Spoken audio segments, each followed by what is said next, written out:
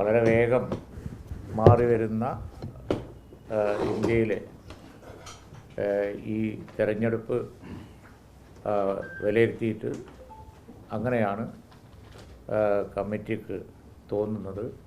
ഈ വളരെ ദുഷിച്ച പ്രചരണ രീതികളും അതുപോലെ തന്നെ വർഗീയത പ്രചരിപ്പിക്കുന്നതുമൊക്കെ അവരുടെ ആത്മവിശ്വാസക്കുറവാണ് കാണിക്കുന്നത് എന്ന് ഇന്ന് കമ്മിറ്റി വിലയിരുത്തുകയുണ്ടായി.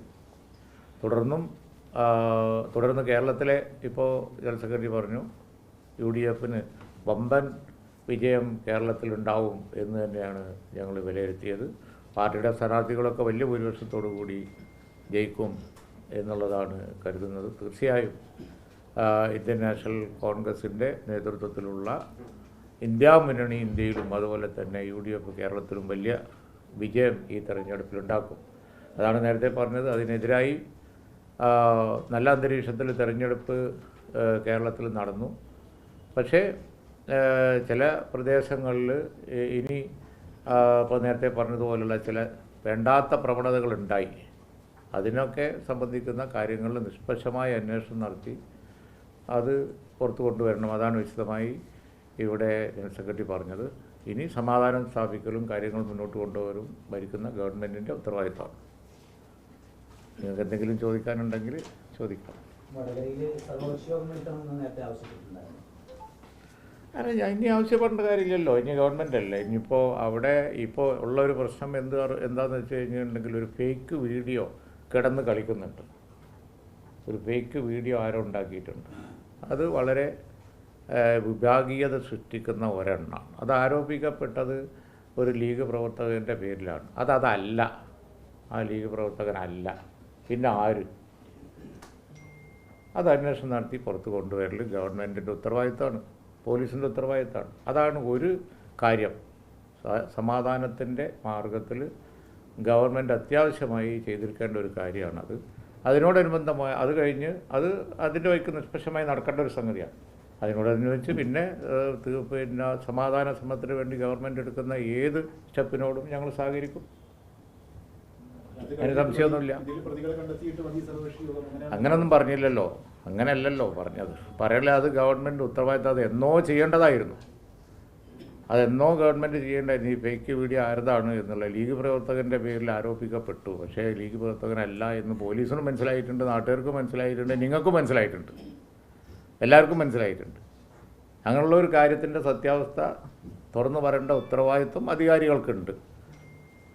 സമാധാന ശ്രമം നടത്തേണ്ടത് ഗവൺമെൻറ്റിന് മറ്റൊരു ബാധ്യതയാണ്. അങ്ങനെ അവർ വിളിക്കട്ടെ, അപ്പോൾ അത് സംബന്ധിച്ച് ഞങ്ങൾ പറയാം.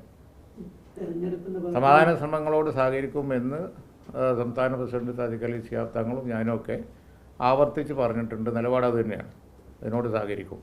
പക്ഷേ മറ്റത് വേറൊരു കാര്യമാണ്. സമാധാനത്തിന് അനിവാര്യമായ ഒരു കാര്യമാണ് ഇത്തരം വീഡിയോകളൊക്കെ ഉണ്ടാക്കി മതപരമായി പറയുകയാണ്.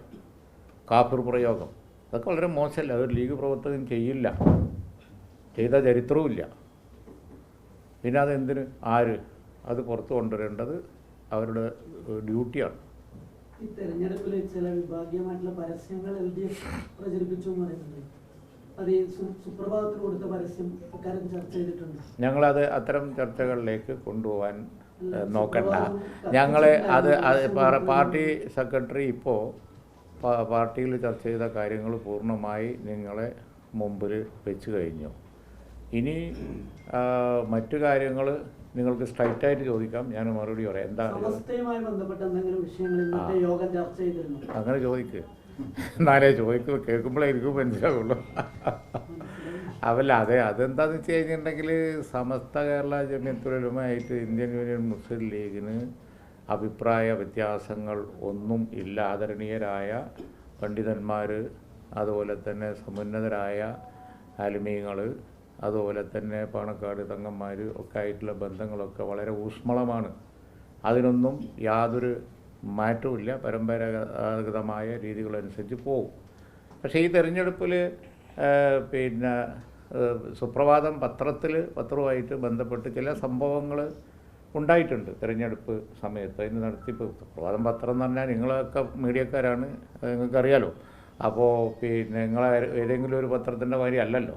ഞങ്ങളെ സംബന്ധിച്ചിടത്തോളം ഞങ്ങൾക്ക് കൂടി ഒക്കെ പങ്കുള്ള അതുപോലെ തന്നെ പാർട്ടിസിപ്പേറ്റ് ചെയ്യുന്ന അങ്ങനെ ഒരു ട്രഡീഷണലുള്ള പത്രം ചില സംഭവങ്ങൾ അതൊക്കെ ഒന്ന് കമ്മിറ്റി ചർച്ച ചെയ്തു. കമ്മിറ്റിയിൽ അത് സംബന്ധിച്ച് ചർച്ചയും കാര്യങ്ങളും ഒക്കെ വന്നിട്ടുണ്ട്. എന്നല്ലാതെ അത് സംബന്ധിച്ച് പ്രത്യേക തീരുമാനങ്ങളോ കാര്യങ്ങളോ ഒന്നുമില്ല. കമ്മിറ്റി തീർച്ചയായിട്ടും ആ കാര്യങ്ങൾ കഴിഞ്ഞ തെരഞ്ഞെടുപ്പ് സമയത്ത് ഉണ്ടായ ഓപ്പണായ ചില സംഭവങ്ങളുണ്ട്. അത് കമ്മിറ്റി ചർച്ച ചെയ്തു. ചർച്ച ചെയ്തിട്ടില്ല എന്ന് ഞാൻ പറയുന്നത്. പിന്നെ ഇങ്ങനത്തെ ചോദ്യത്തിനൊരു അർത്ഥമില്ല. കാരണം എന്താണെന്ന് വെച്ച് കഴിഞ്ഞിട്ടുണ്ടെങ്കിൽ അത് സുപ്രഭാതം പത്രം കഴിഞ്ഞ തെരഞ്ഞെടുപ്പിൽ പിന്നെ ഉണ്ടായ ചില സംഭവവികാസങ്ങളൊക്കെ കണ്ടതാണ്. അത് സംബന്ധിച്ച് ഞങ്ങൾ ചർച്ച ചെയ്തു. അതിൽ ഞങ്ങളുടെ ഫീലിംഗ് അവരെ അറിയിച്ചിട്ടുമുണ്ട്.